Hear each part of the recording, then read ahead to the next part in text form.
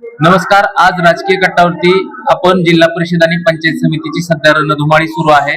या रणधुमाळीमध्ये भूम तालुक्यातील पात्रूड जिल्हा परिषद गट हा हॉट मतदारसंघ मानला जातोय. या ठिकाणी चौरंगी लढत होत असून या शिवसेना उद्धव बाळासाहेब ठाकरे पक्षाकडून उद्योजक शंकर नागरगोजे यांना उमेदवारी दिलेली आहे.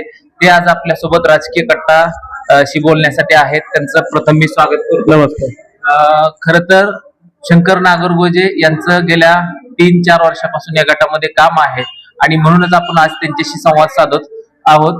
तर या गटामध्ये त्यांनी नेमकी कोणकोणती कामं केली हे आपण सांगण्यापेक्षा त्यांनाच आपण विचारूया.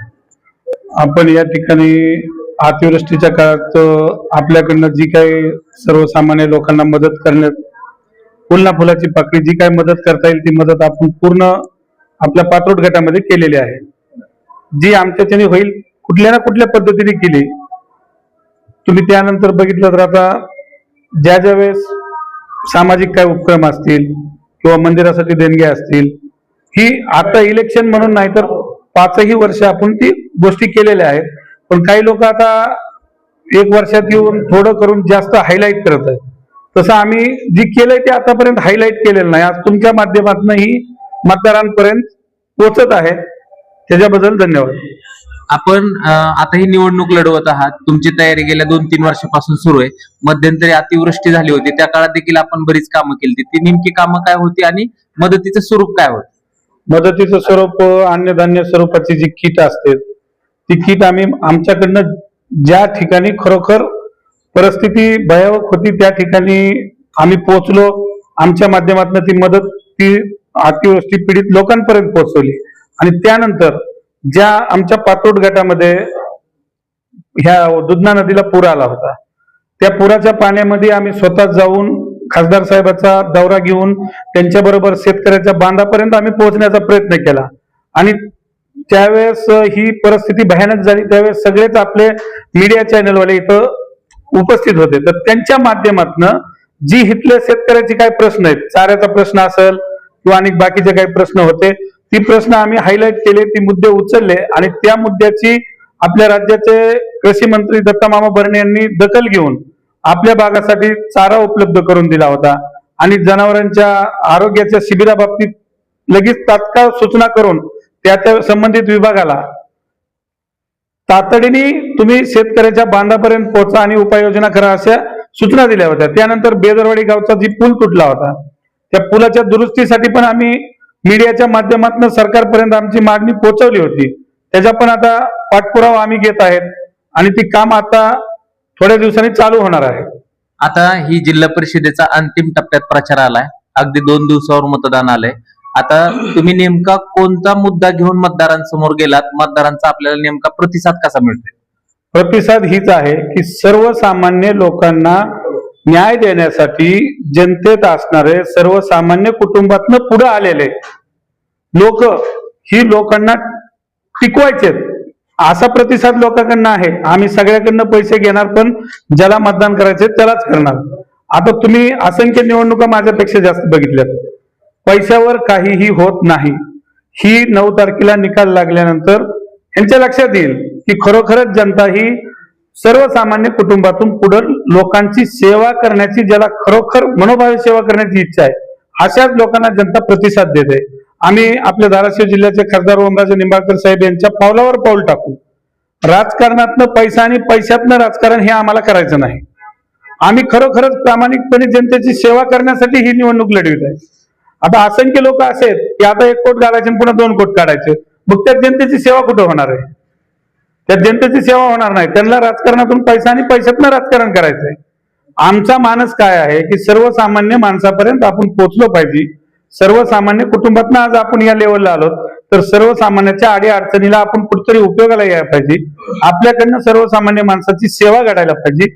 या उद्देशाने आज मी या ठिकाणी पात्रोड जिल्हा परिषद गटातनं निवडणूक लढवत आहे. नाही, पण आपण निवडणुकीचे कोणते मुद्दे महत्वाचे मानले आणि ते घेऊन लोकांसमोर आज आपल्या ग्रामीण भागातील जिल्हा परिषद शाळेची अवस्था काय आहे तुम्ही बघता. ही वास्तव आहे, कुणावर टीका नाही किंवा काही नाही. मागच्या 30-35 वर्षापासून या पात्रोड जिल्हा परिषद गटामध्ये राष्ट्रवादी काँग्रेस पक्षाचा जिल्हा परिषद सदस्य आहे. आतापर्यंत केलेलं कुठलंही एक ठोस काम त्यांनी सांगावं. कुठं काम केलंय, तुम्ही जनतेपर्यंत कुठं पोहोचला, तुम्ही शासकीय योजना कुठं आणून दिल्या, कुठल्या शेतकऱ्यांना तुम्ही फायदा करून दिला शासकीय योजनेचा, कुठल्या सर्वसामान्य लोकांना कुठली योजना तुम्ही त्याच्यापर्यंत पोहोचवली, असं त्यांनी दाखवावं. नाही, पण आता हे झालं विरोधकावर तुमचं बोलणं, पण आता शिक्षण आरोग्य आहे, पण उद्योग जी तरुण पोरं बेरोजगार आहे त्यांच्यासाठी तुमचं धोरण काय? आता माझ्या बाबतीत सांगायचं झालं तर मी एक सर्वसामान्य कुटुंबातून अक्षरशः पात्रोडमध्ये 500 रुपये महिना किन्नर किती आज ही तुमच्या समोर बोलण्यापर्यंतचा माझा प्रवास आहे. त्यातनं मला एकच सांगायचंय की मी त्या परिस्थितीतनं गेलोय, ती परिस्थिती आज आपल्या ग्रामीण भागातल्या युवकावर येऊ नये, आपलं गाव सोडून कुठेतरी बाहेर पोट भरायला जाण्याची परिस्थिती येऊ नये, त्यासाठी मी प्रामाणिक प्रयत्न आता इलेक्शन आहे म्हणून नाही, मागच्या 5 वर्षापासून करतोय. आणि माझ्या जी डोक्यात एक कल्पना आहे की आपल्या या पात्रोड परिसरामध्ये कुठलं ना कुठलं प्रोडक्शन युनिट आपल्या माध्यमातून एक 50 ते 100 युवकाला रोजगार मिळण्या इतपत, उगाच जास्त काहीतरी इलेक्शन आहे म्हणून मोठं बोलायचं. आतापर्यंतच्या आमदार खासदार यांनी दिलेली आश्वासनं जिल्हा परिषद सदस्यातून बघितलंय. आम्हाला इलेक्शन मुळे नाही, पण खरोखरच प्रामाणिक जर आपल्याला ग्रामीण भागातल्या युवकाला रोजगार उपलब्ध करून द्यायचा म्हटलं तर आपण काहीतरी या भागाचं देणं लागतं. म्हणून आता इलेक्शन पासून नाही तर मी ऑलरेडी तिथं जमीन पण घेतलेली आहे आणि त्याच्यावर माझं 50% प्रोसिजर पण झालेलं आहे. राहिलेलं 50% आम्ही लवकरात लवकर इलेक्शनचा निकाल काही लागो, कमीत कमी 100 युवकांना रोजगार मिळेल असा एखादा प्रोजेक्ट या ठिकाणी पात्रोड गटामध्ये आणण्याचा माझा प्रामाणिक मानस आहे. आता निवडणुकीला मतदानाला अवघे 2 दिवस उरलेत. आपण आमच्या राजकीय गटाच्या माध्यमातून मतदारांना नेमकं काय आव्हान कराल? मतदारांना मी एक हात जोडून आव्हान करतो की आपण जर पैसे घेऊन जर मतदान दिलं तर तुम्ही तुमचा 5 वर्षाचा हक्क हा 1 मिनिटात विकताय.